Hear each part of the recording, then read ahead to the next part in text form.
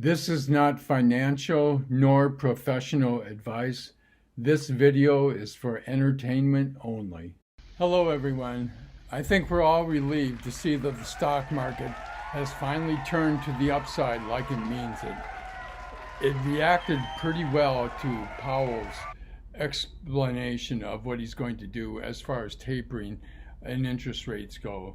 So we won't be seeing high interest rates for a long time, it sounds like. And I think that was enough reassurance for the market to go forward. Today I'm going to talk about Digital Turbine.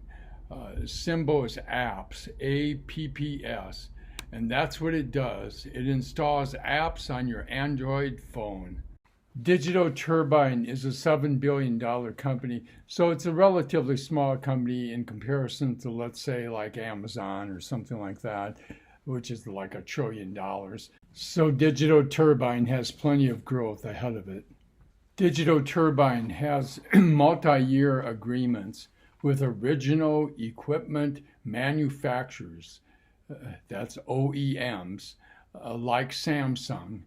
And the agreement is they're allowed to pre-install apps on your Samsung phone, for example, and they have agreements with other smartphone manufacturers.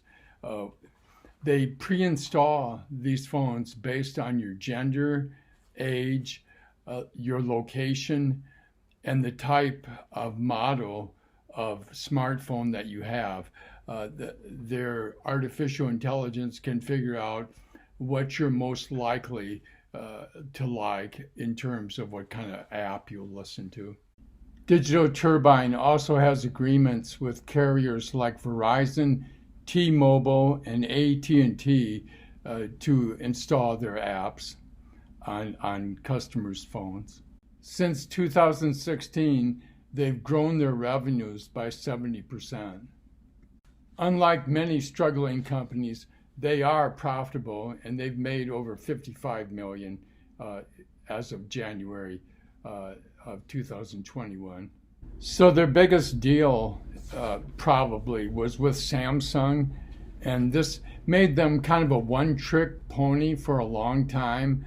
But every phone that Samsung would sell, every Android smartphone that Samsung sold, they would pre-install all these apps according to the 4 criteria that they laid out. And that drove their revenue, being able to put their apps on there and get users of apps and developers of apps like Facebook, Uber, and Twitter. They would pay to have their apps pre-installed or to have their apps put on a list that the user could choose whether they wanted to have that app installed. And this really took years to get all these agreements with the smartphone OEMs, original equipment manufacturers, and with the carriers like Verizon, T-Mobile, and AT&T.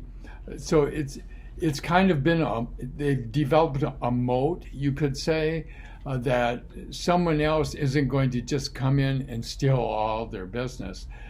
They've developed these relationships over years, and they have multi-year contracts with a lot of them.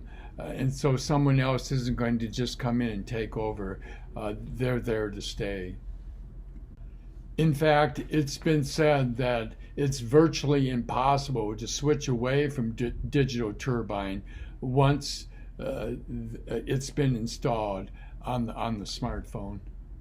So now you got the apps pre-installed, and now you're going to get paid for doing the advertising on the app. And so it's kind of a 1-2 punch. And because once they're installed on the Android smartphone, they're sort of there to stay, or at least the person will have access to choosing that at any time. But they're there to stay as far as being a presence. And now the money to be made is in do the actual advertising that occurs on the app. They are the advertising agency. They were the installer. Now they're the advertising agency, and they've bought 3 major mobile advertising agencies. They bought Ad Colony for $400 million in February of this year, and then they bought Appreciate for $22 million in March of this year. And to top it off, they bought Fiber, F-Y-B-E-R, for $600 million in May of this year. So they've spent over $1 billion to get the mobile advertising agencies and to be doing the advertising for these apps. So they're going to have a very stable and steady source of revenue eventually once this all gets worked out.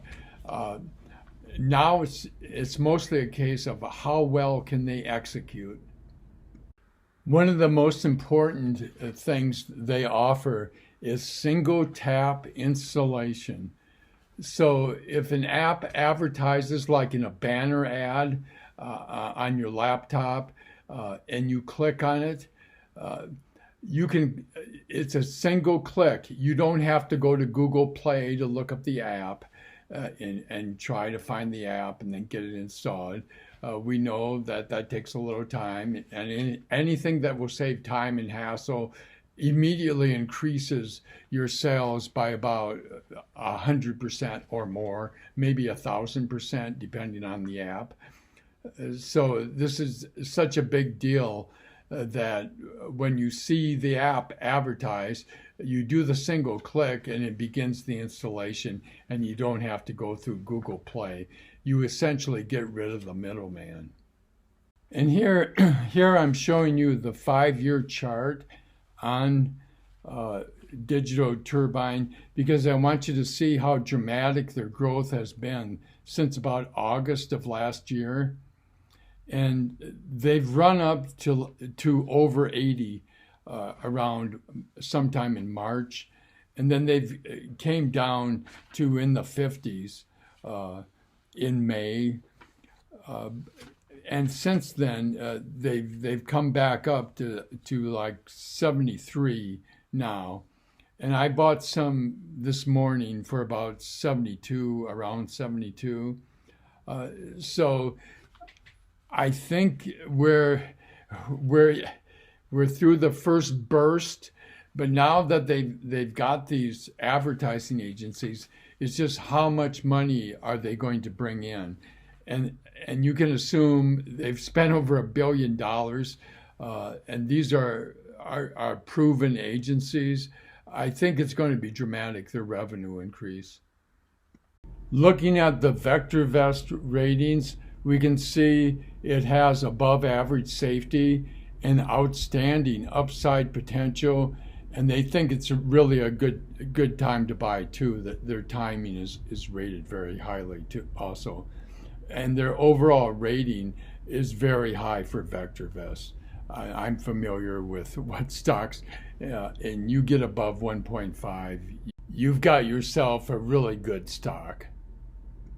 And here you see my list of hot stocks with their VectorVest ratings as of September 23rd. And I've tightened up my criteria for what stocks I consider going back into the market. I pulled out of the market when it's going down, and now I think I'm going back in somewhat. But the list, the top ratings on the list have proved to be quite valuable. My new addition is digital apps, and it's because of the insanely high ratings that VectorVest gives it. Moderna truly is the Tesla of biotechs, and I own a significant amount of that, which I bought on Tuesday. I also bought some Facebook back then, and I bought Facebook and Etsy on Tuesday because they were both down, and I knew they would go back up, which they have. I also today, on the 23rd, I bought some Google, but a big purchase was digital Turbine, and I bought a very significant amount of that. I'm still holding off on NVIDIA for now. I probably will jump in pretty soon. I'm debating whether Tesla still has a lot of growth left in it. They have a lot of wonderful things coming down the line with it, and they are growing, and it's incredible what they're doing. But I don't know that the atmosphere has changed for them. Their price ran up so high that they more or less are catching up to their valuation. And so Tesla is seen as a relatively safe stock, but I don't know that you're going to get the booming growth out of it like you might get out of a digital Turbine. So that's why I'm holding off on that. Be sure to like and subscribe if this has been helpful, and so that you receive notice when I make another video. I've made videos on all the stocks on this list now, and I intend to keep doing that in the future. So join me in my journey to get back into a market that's seen some rough times, but it seems we may have more certainty now with direction from the Federal Reserve, so that the market has calmed down and we can get back to having some significant growth. Thank you for watching. Bye-bye.